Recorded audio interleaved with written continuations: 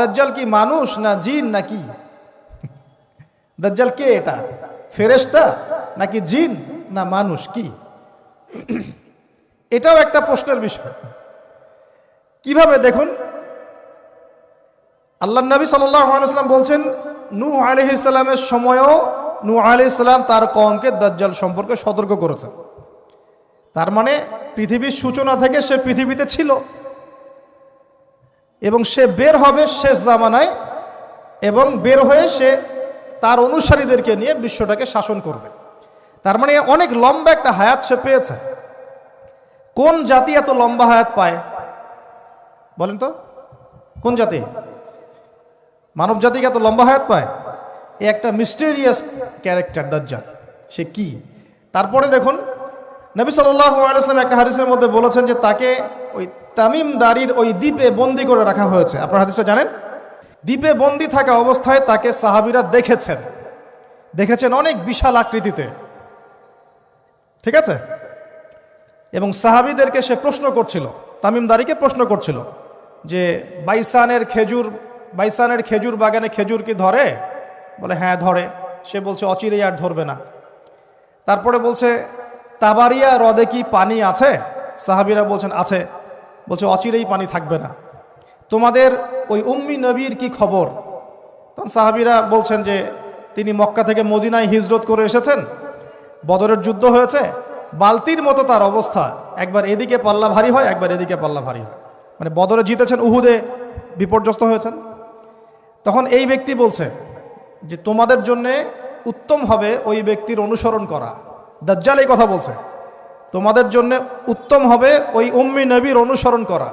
তখন সাহাবীরা জিজ্ঞাসা করছেন আপনি কে? তো সে বলছে যে আমি হচ্ছি দাজ্জাল। আমাকে অচিরেই এখান থেকে মুক্ত হওয়ার অনুমতি দেয়া হবে, তখন আমি এই পৃথিবীটাকে শাসন করব। তো এখানে সাহাবীরা দেখে আসছেন, যারা দেখে আসছেন তারা পরে ইসলাম কবুল করেছেন। তখন তারা মুসলিম ছিলেন না, খ্রিস্টান ছিলেন। কথা বুঝতে পারছেন? তাহলে এখানে আমরা তাকে একটা বিশাল দেহি দেখলাম, শিকল দিয়ে বন্দী। আবার নবী সাল্লাল্লাহু আলাইহি ওয়াসাল্লাম একদিন মদিনার মধ্যে উমর রাদিয়াল্লাহু আনহুকে নিয়ে হাঁটছেন, সহিহ মুসলিমে আছে। খবর পাওয়া গেল যে মদিনায় একটা যুবক ছেলে আছে, ইহুদি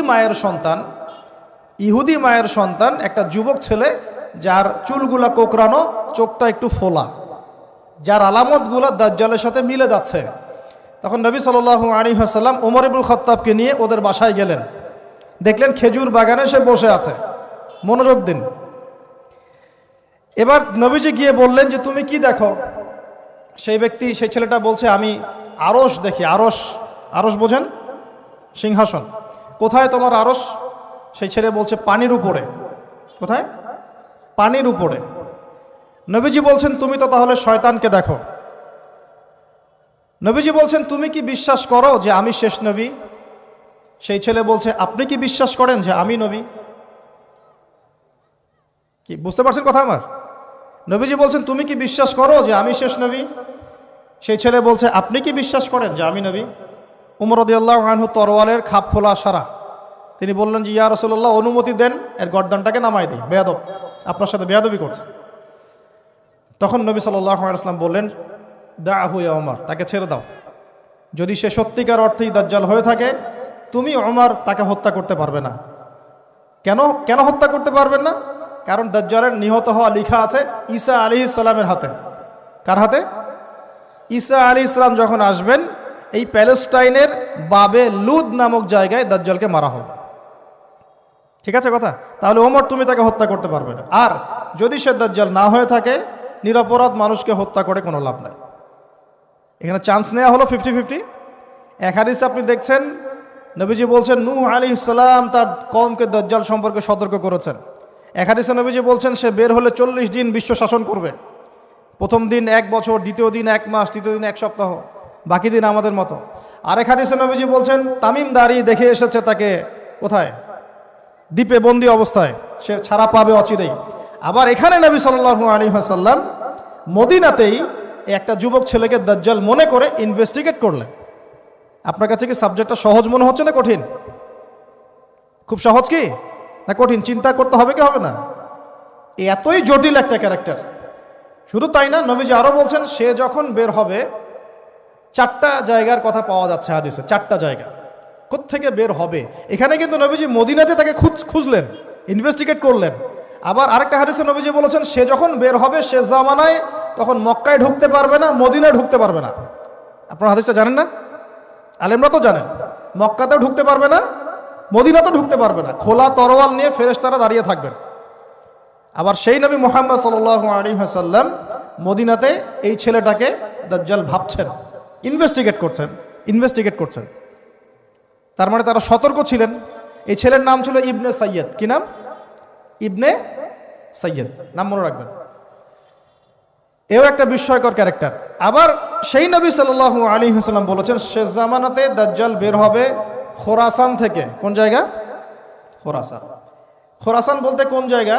এটা মূলত এর হার্ট হচ্ছে আফগানিস্তান, এর পাশে যে বেলুচিস্তান, এই যে উজবেকিস্তান, ইরানের কিছু অংশ, এই পুরো জায়গাটা, শুধু একটা দেশ না, পুরো জায়গাটা এর হার্ট হচ্ছে আফগানিস্তান। খোরাসান থেকে বের হবে। আরেক হাদিসে নবীজি বলছেন সে ইস্পাহান থেকে বের হবে। কোন জায়গা? ইস্পাহান। এখন ইরানে ভৌগোলিক বিষয়ে যখন তখন চেঞ্জ হয়ে যায়, হয় কি না? আগে কি ইরাক ইরান এরকম পার্ট ছিল? আগে কি এভাবে এই 52টা দেশের ভাগ ছিল? লেবানন, জর্ডান, সৌদি আরব, ইরাক ইরান এরকম ভাগ ছিল না? এক অঞ্চল ছিল শাম, একটা হেজাজ, একটা নাজদ, এরকম আর কি ভাগ ছিল। তো এটা চেঞ্জ হয়। তো ওই হাদিসে আসছে ইস্পাহান থেকে একটাতে, আরেকটাতে আসছে ইরাক এবং শাম। ইরাক এবং শাম। শাম বলতে বোঝাচ্ছি এই পুরো প্যালেস্টাইন, লেবানন, জর্ডান, পুরো অঞ্চলটাই শাম। আর ইরাক তো আপনারা জানেন। ইরাক এবং শামের মাঝখানের একটা রাস্তা থেকে বের হবে। 3টা জায়গা। আরেকটা 4 নাম্বার খাল্লা নামে একটা জায়গা থেকে সে বের হবে। আর এই খাল্লা আপনি গুগলে সার্চ দিয়ে পাবেন না। গুগলের সাথেও দাজ্জালের অনুসারীদের একটা সম্পর্ক আছে, আপনার ফেসবুকের সাথেও আছে, প্রযুক্তিগুলোর সাথেও আছে, নিউক্লিয়ার ওয়েপন্সের সাথেও আছে, বর্তমান ব্যাংকিং সিস্টেমের সাথেও আছে, এবং বর্তমান গ্লোবাল পলিটিক্যাল অ্যাফেয়ার্সের সাথেও দাজ্জালের অনুসারীদের সরাসরি সম্পৃক্ততা আছে। আমি বলি নাই দাজ্জালের সম্পৃক্ততা আছে, দাজ্জালের অনুসারীদের সরাসরি সম্পৃক্ততা আছে। ওই যে 4টা জায়গার কথা বললাম, সে বের হবে ইত্যাদি ইত্যাদি। এবার সে মানুষের রূপ ধরে আমাদের সমাজে প্রবেশ করবে এবং তার অনুসারীদেরকে নিয়ে ম্যাসাকার করা শুরু করবে। কিন্তু মুসলিমদের মধ্যে একটা বাহিনী শেষ পর্যন্ত তার সাথে যুদ্ধ করতে থাকবে, শেষ পর্যন্ত। লা তুকাতিলুনাল ইয়াহুদ। এমনকি গাছের পিছনে ওরা লুকালেও আল্লাহ নবী বলছেন যে গাছ পাথর কথা বলবে আমার পিছনে আছে, এসো মেরে যাও। হতে হতে হতে হতে যখন মুসলিমরা একটু কোণঠাসা, আল্লাহ পাক পাঠাবেন আসমান থেকে ওই মাসিহকে, যে মাসিহকে তারা চিনতে পারে নাই। আর ওরা যাকে মাসিহ মনে করছে, তাহলে এই মাসিহটা কে? এ মিথ্যা মাসিহুদ দাজ্জাল। কথা বুঝতে পারছেন? তাহলে সবচেয়ে বড় প্রতারণার শিকার কারা হচ্ছে? এই ইহুদিরাই। এই বিশ্বের সবচেয়ে বড় প্রতারণার শিকার তারাই হচ্ছে। মাসিহুদ দাজ্জাল ওদেরকেই প্রতারণা করছে। বুঝতে পারেননি কথা? ওদের সাথেই সবচেয়ে বড় প্রতারণা হচ্ছে। ওরা মনে করছে এই সত্যিকারের মাসিহ, সে আসলে আমরা বিশ্ব রুল করব। সে সত্যিকারের মাসিহ নয়। ঈসা ইবনে মারিয়াম আসবেন কিভাবে সেটাও এসেছে। 2 জন ফেরেশতার কাঁধে ভর দিয়ে তিনি নামবেন শাম অর্থাৎ সিরিয়ার দামেস্ক শহরের মধ্যে। কোন শহর? দামেস্ক। এই জায়গাগুলো খুব বরকতময়। আল্লাহ নবী দোয়া করেছেন, আল্লাহ শামে বরকত দাও, আল্লাহ ইয়েমেনে বরকত দাও, আল্লাহ শামে বরকত দাও, আল্লাহ ইয়েমেনে বরকত দাও। আর মুসলমানরা বলছিল আল্লাহ রসুল আমাদের নাজদেও বরকত দিতে বলেন, আমাদের নাজদেও বরকত দিতে বলেন। আল্লাহ নবী বলছেন যে নাজদে বরকত না, বরং ওখান থেকে ভূমিকম্প বের হবে, ওখান থেকে শয়তানের শিং বের হবে। চিন্তা করে, ওই যে বললাম নাজদিরা তুর্কিদের বিরুদ্ধে যুদ্ধ করেছিল, অটোম্যান এম্পায়ারের বিরুদ্ধে যুদ্ধ করেছে ব্রিটেনের সাথে হাত মিলিয়ে। ওরাই এখন সারা বিশ্ব, বাংলাদেশে এদের লেসপেন্সার আছে বহুত, বাংলাদেশে এদের বহুত লেসপেন্সার আছে। তারা বলে ওই যে দেখবেন যে যখনই আমরা এগুলো নিয়ে আপনাদেরকে সচেতন করতে চাই, বলে এরা তো খারাজি হয়ে গেছে, উগ্র হয়ে গেছে, এই হয়ে গেছে, সেই হয়ে গেছে। এভাবে করে গভর্নমেন্ট প্রশাসন সবার কাছে আমাদেরকে বিতর্কিত করার চেষ্টা করে। অথচ আমরা কি কারো শত্রু? আমরা কি এই আলোচনাগুলো করে ওয়ার্ল্ডের প্রেক্ষাপট বদলাতে পারবো? পারবো না। কিন্তু আমাদের প্রজন্মকে আমরা জানাতে তো পারবো, যাতে তারা আত্মবিশ্বাসী হয়ে গড়ে ওঠে যে আমরা এই নতজানু মনোভাব নিয়ে পৃথিবী থেকে যাবো না ইনশাআল্লাহ। আমরা পৃথিবী থেকে মাথা উঁচু করেই যাবো ইনশাআল্লাহ। মুসলিমদের হাতেই বিশ্বের বিজয় লেখা আছে। আস্তে আস্তে বিশ্ব ওদিকে যাবে, এটা তো ওদেরকে জানতে হবে।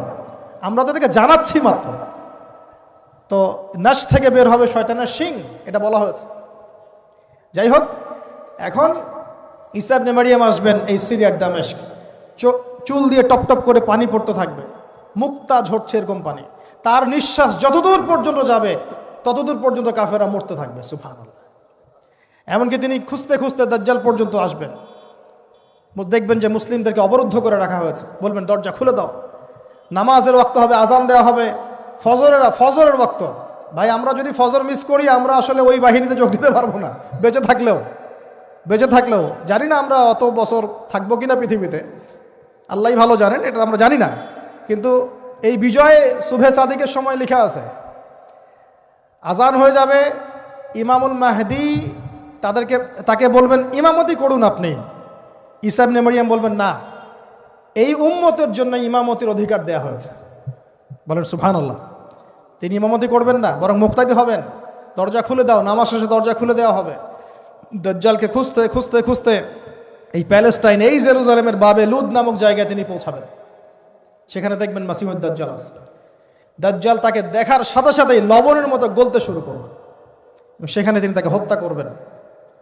একজন একজন করে এই সন্ত্রাসী যারা এখন এই নিরীহ মানুষদেরকে হত্যা করছে, এদেরকে হত্যা করা হবে একজন একজন করে, একজনকে ছাড়া হবে না। আমি জন্য বলছি, মন থেকে বলছি, এই যে এক একটা আমাদের বাচ্চা, আমার এক একটা বাচ্চার রক্তের প্রতিশোধ নেওয়া হবে ইনশাআল্লাহ। আমাদের এক একটা বোনের ইজ্জতের প্রতিশোধ নেওয়া হবে ইনশাআল্লাহ। এক একজন ভাইকে যে বুলেট ছোড়া হয়েছে, এর প্রতিশোধ নেওয়া হবেই হবে ইনশাআল্লাহ। কে নেবেন? ওই যে বললাম, আপনি পারছেন না, আপনি হয়তো বলছেন, দোয়া করছেন, এতটুকু পর্যন্তই। ইনশাআল্লাহু তাআলা আল মাহদি আর ঈসা ইবনে মারইয়াম সেটা করে দেখাবেন ইনশাআল্লাহ। তারপরে সেখান থেকে তিনি ইসলামী খেলাফা রিস্টোর করবেন। 40 বছর তিনি পুরো বিশ্বকে শাসন করবেন। কত বছর? তখন অবস্থা এত সুখ সমৃদ্ধির হবে, একটা ডালিমের খোসার নিচে একটা পরিবার আশ্রয় নিতে পারবে। একটা ডালিম দেখেছেন কতটুকু? এটা বড় হবে, বড়, এর নিচে আপনি ঢুকতে পারবেন, এত বড় ফল হবে। উর্বর হবে মাটি, সবুজ শ্যামল, বৃষ্টিপাত বেশি হবে, এগুলো হতে থাকবে। এর মাঝখানে আবার ইয়াজুজ মাজুজ বের হবে। ইয়াজুজ মাজুজ বের হওয়ার পরে পৃথিবী ম্যাসাকার করবে। তারা এমনভাবে পৃথিবীতে ম্যাসাকার করবে যে ঈসা আলাইহিস সালাম এবং তার অনুসারীরা তুর পাহাড়ে গিয়ে লুকাবেন, আত্মগোপন করবেন, এবং তাবারিয়া হ্রদের পানি তারা খেয়ে ফেলবে। পরের দল এসে বলবে কোনো এক সময় মনে হয় এখানে পানি ছিল, মানে পানি সব খেয়ে সাবার করে ফেলবে। আপনারা বুঝতে পারছেন? ঈসা আলাইহিস সালাম দোয়া করবেন, আল্লাহ এই আযাব থেকে আমাদেরকে তুমি বাঁচাও।